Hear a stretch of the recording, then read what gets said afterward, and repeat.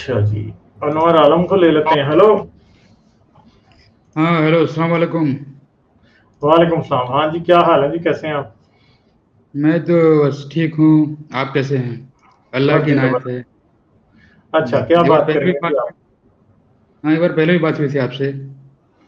हाँ, आपका नाम हम्म। तो जाना पहचाना है, मुझे याद नहीं है आपसे मेरी क्या बात हुई होगी लास्ट हाँ, टाइम। ठीक है तो बढ़िया बात है। ये बात करनी थी आपसे कि जैसे आप तो एथिस्ट हो। That hmm. Means you do not believe in any religion. Hmm. But अच्छा। आई बिलीव इन रिलीजन, मैं रिलीजन को मानता हूँ। तो ऐसा जैसे हम मान लेते हैं कि 10,000 BC में एग्रीकल्चर स्टार्ट हुई। जेरिको जब सबसे पुराना शहर है ह्यूमन सिविलाइजेशन का, इसराइल में है। तो फिर हम्म। ये मान लेते हैं 10,000 BC में एग्रीकल्चर स्टार्ट हुई, मतलब गेहूं की खेती हुई। ईस्ट एशिया में चावल की खेती हुई। लोगों ने, जो शुरुआती लोग थे वे लोग, जैसे फायर हो गया, लाइटनिंग हो गई, ये सब से डरते थे। उन लोगों हम्म। ने उनको गॉड्स बना लिए। और उनके जो है स्मॉल स्मॉल क्ले स्टेच्यूज बनाते थे, उनको वर्शिप करते थे। इस तरह से नेचर वर्शिप शुरू हुआ। तो नेचर वर्शिप आगे जैसे जाते गया, तो फिर और भी आप देखो, हर कल्चर में, चाहे केल्टिक हो चाहे नॉर्स मैथोलॉजी हो, सब ने अपने जो है नेचर वर्शिप ही है, सभी रिलीजन लगभग। अनटिल कि अब्राहम जो है वो आता है धरती पे। उससे पहले तक चाहे इजिप्शियन हो, चाहे कोई भी हो वर्ल्ड में कहीं भी, वो नेचर वर्शिप को ही फॉलो करते हैं, चाहे इंडिया हो। लेकिन अनटिल अब्राहम कम्स, इब्राहिम जिसको मुस्लिम इब्राहिम अलैहिस्सलाम बोलते हैं, तो he was the first person to denounce the worship of idols, I think so. Am I right?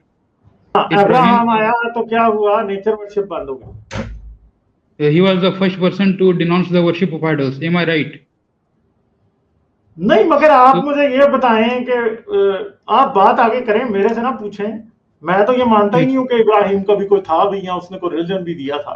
मैं ओके तो नहीं ओके, मानता इस you बात don't believe in Abraham, Moses, David, Solomon, you don't believe in those persons? Okay को। तो okay. आप उसका सबूत दे दें मुझे, आपके पास कोई सबूत है? इब्राहिम था या डेविड था या सोलोमन था, मुझे बताएं, कोई है आपके पास? नहीं, इट इज दैट कि अगर किसी का सबूत नहीं है तो कोई जरूरी नहीं कि वो था ही नहीं। नहीं, तो ऐसे जब अभी तक मैं, आप सबूत नहीं देंगे उस टाइम तक हम नहीं मानेंगे ना, सबूत देंगे तो मानेंगे ना। अच्छा, बेशक सबूत। हो सकता है होगा, मगर आप सबूत दें ना। देंगे तो फिर ठीक, मान लेंगे। मैं जब तक कंटिन्यू, आप मैं नहीं आगे देते तो कंटिन्यू, मैं क्यों मानूं? ठीक है ठीक, मैं आगे कंटिन्यू करता हूँ कि अनटिल अब्राहम कम्स, अब्राहम जो है वो पहला पर्सन था जो कि आइडल वर्शिप को डिनाउंस किया है।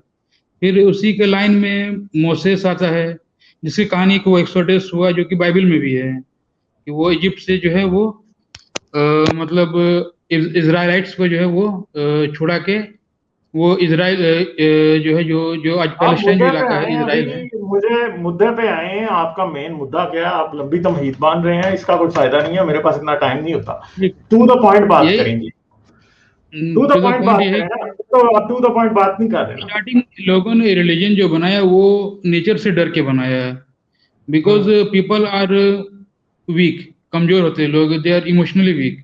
तो वे लोग रिलीजन को बनाते हैं जो कि उनको एक स्ट्रांग, एक बॉन्ड के जो है एक कवरिंग में रखता है।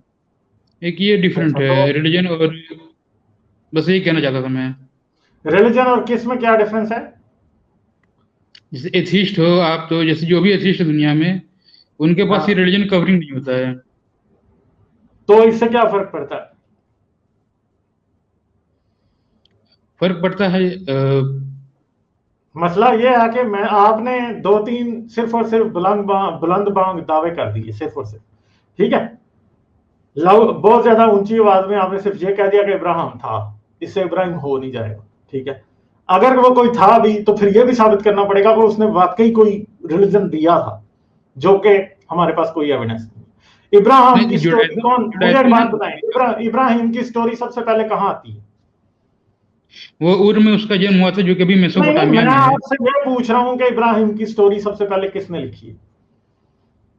नहीं, वो तो ज्यादा मुझे डिटेल पता नहीं, शायद तौरात में शायद उसका मेंशन हो।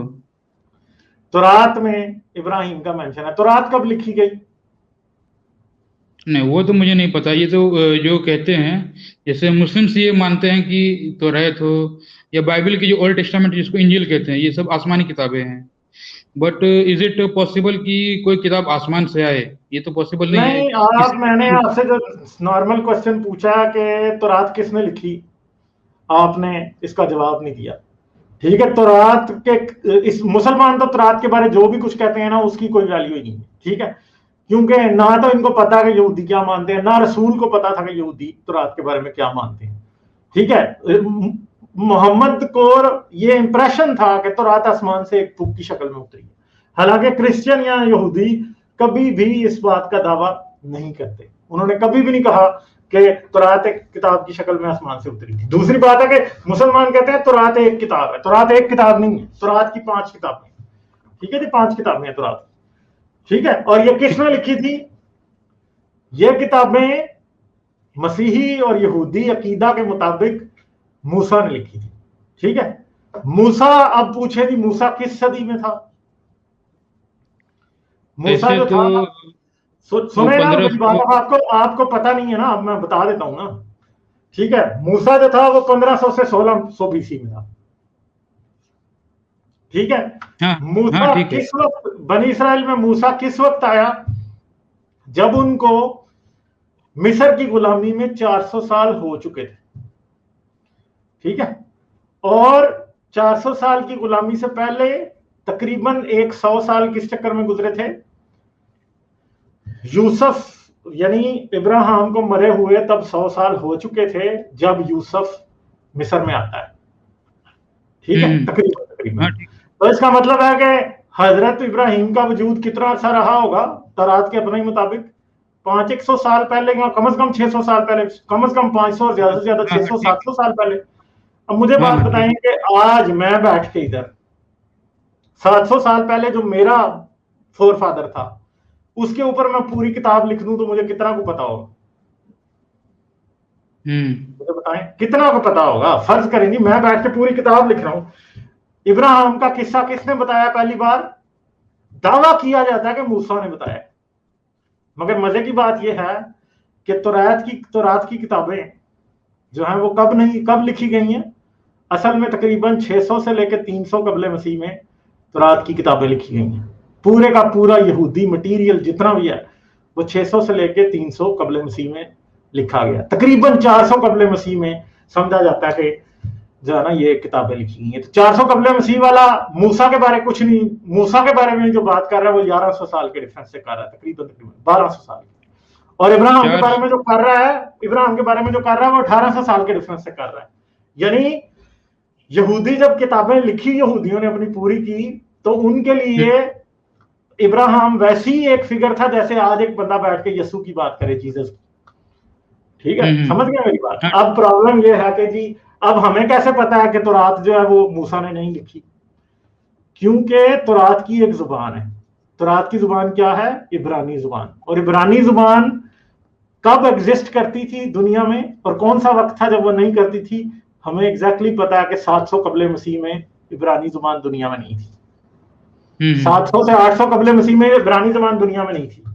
इब्रानी जुबान शुरू ही तकरीबन 800 कबले मसीह में होती है और तकरीबन 650 से 700 कबले मसीह में क्या होता है? बिफोर क्राइस्ट में उसको लिखा जाना शुरू किया जाता है। पहली आर्केक हिब्रू हमें मिलती है पहली बार, और फिर डाउन द रोड हमें आके प्रॉपर इब्रानी में जो किताबें हैं वो कब मिलती हैं? तकरीबन 300 से 400 कबले मसीह के दौरान। उससे पहले तो एग्जिस्ट ही नहीं करती थी। अब एक बात है, इब्राहिम का हमें कुछ नहीं पता।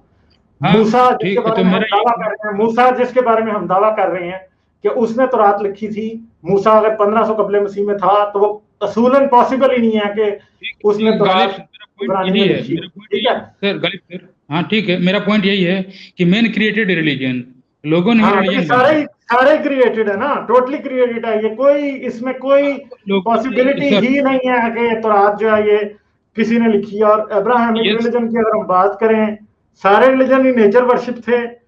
अब जो इब्रानी लोग थे उनका भी एक पूरा पैंथियन था जो कि था, जिसके अंदर उन्होंने जो है क्या किया, उस पैंथियन के अंदर और भी गॉड्स थे, मगर तकरीबन 700 से 800 कबले मसीह, 600 500 से 700 कबले मसीह के दौरान उन्होंने बाकी के पैंथियन को रिजेक्ट करके एक ही गॉड जिसको यावे कहते हैं उसे वर्शिप करना शुरू कर दिया, और वहां से यहूदियत की बुनियाद रखी गई। और बाद में फिर इसको जब डॉक्यूमेंट कर लिया गया तो फिर बकायदा हिब्रू रिलीजन जो है, जूइश रिलीजन, वो सामने आ गया। बस ये बात है, और कुछ नहीं है। किसी भी रिलीजन के पास अपनी ऑथेंटिसिटी साबित करने के लिए कोई आर्कियोलॉजिकल एविडेंस नहीं है, कोई और दूसरा एविडेंस हमें नजर नहीं आता।